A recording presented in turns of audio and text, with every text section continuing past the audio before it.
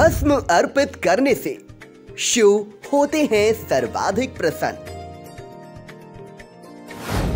दुग्ध अभिषेक से प्राप्त होता है धन धान्य। रोग मुक्त के लिए दही से करें अभिषेक।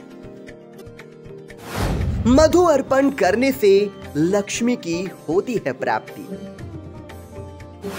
शर्करा से होता है रोगों का निवारण। आचार्य राकेश शास्त्री ने बताया बेलपत्र का महत्व।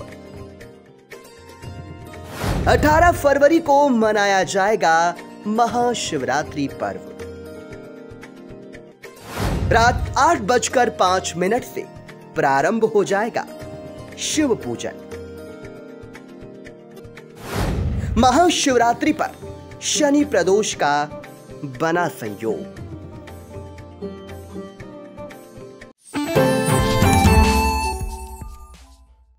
नमस्कार, आप देखना शुरू कर चुके हैं आई इंडिया और मैं बबीता सिंह गौर। देवाधिदेव महादेव और मां पार्वती की आराधना का महाशिवरात्रि पर्व इस बार 18 फरवरी को मनाया जाएगा।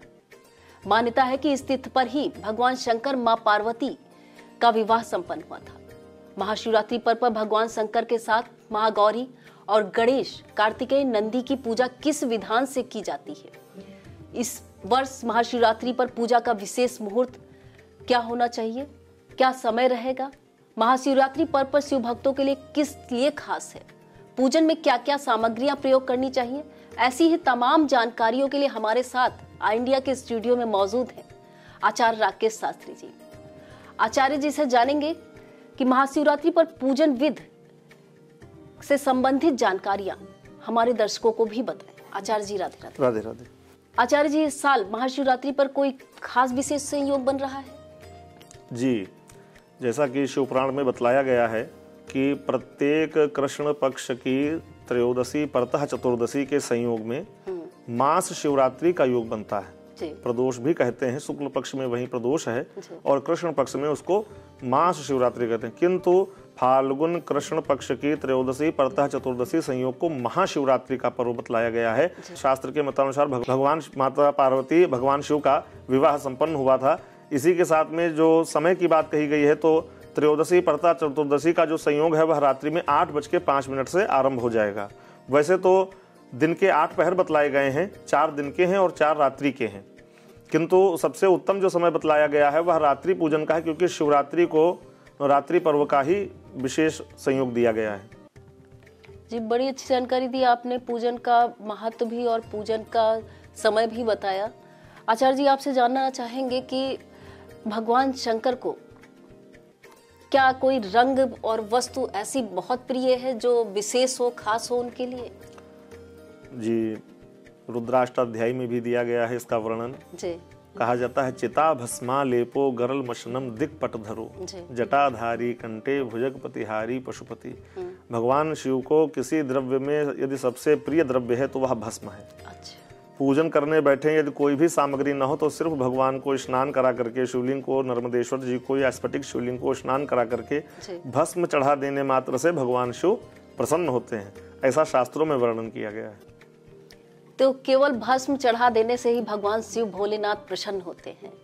तो बड़ी अच्छी जानकारी दी आपने। आचार्य जी, आपसे एक बात और जानना चाहेंगे कि शिव भक्त जल दूध के अलावा गन्ने का रस, शहद, दही, कुश सहित तमाम ऐसी वस्तुएं हैं जिनसे अभिषेक करते हुए आए हैं। आई इंडिया के दर्शकों को बताएं कि किस वस्तु से अभिषेक से किस फल की प्राप्ति होती है? जी, शिव पुराण के मतानुसार भगवान शिव को नाना परिमल द्रव्यों का स्नान अधिक प्रिय है, किंतु एक विशेष कामना से, एक पदार्थ से भगवान का अभिषेक करना उचित माना गया है। जिस प्रकार से दुग्ध से धन धान्य की संपन्नता के लिए दधी से अभिषेक करने पर समस्त प्रकार के रोगों की शांति होती है, इसी के साथ में मधु से स्नान कराने पर भगवान को लक्ष्मी की प्राप्ति होती है और घृत से स्नान कराने पर उस व्यक्ति को यश की प्राप्ति होती है।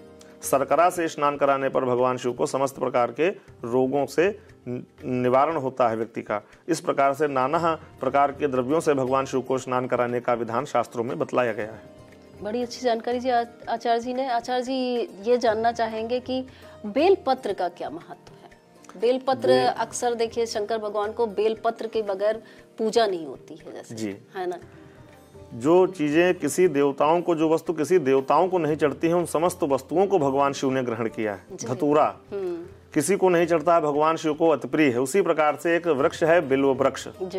बिल्व वृक्ष भगवान शिव को इतना प्रिय है जिसके विषय में लिखा गया है दर्शनम बिल्व वृक्षस्य अस्पर्शनम पापनाशनम, अर्थात बिल्व वृक्ष के दर्शन करने मात्र से, दर्शनम बिल्व वृक्षस्य अस्पर्शनम, स्पर्श करने से समस्त प्रकार के पापों का नाश होता है। और दर्शनम बिल्व वृक्षस्य स्पर्शनम पापनाशनम अघोर पाप संहारम, समस्त प्रकार के जन्माजन्म के कृत हुए पापों के निवारण के लिए बिल्वपत्रम शिवार्पणम, एक बिल्वपत्र चढ़ाने का ऐसा फल शास्त्रों में वर्णित किया गया। और बिल्वपत्र की यह महिमा है कि अगर जो हम किसी सिद्ध स्थान पर पहुंचे हैं, भगवान शिव का शिवालय, और वहां हमें बेलपत्र उपस्थित नहीं हो रहा, नहीं मिल पा रहा चढ़ाने के लिए, तो जो बिल्वपत्र चढ़ा हुआ है उसी को क्रम से 21 बार तक आप धो करके चढ़ा सकते हैं। जी, बहुत सुंदर जानकारी दी आपने कि 21 बार धोकर भी हम चढ़ा सकते हैं बेलपत्र को। तो सबसे सटीक और सबसे अच्छी जानकारी के लिए बने रहिए हमारे साथ, देखते रहिए आई इंडिया। नमस्कार।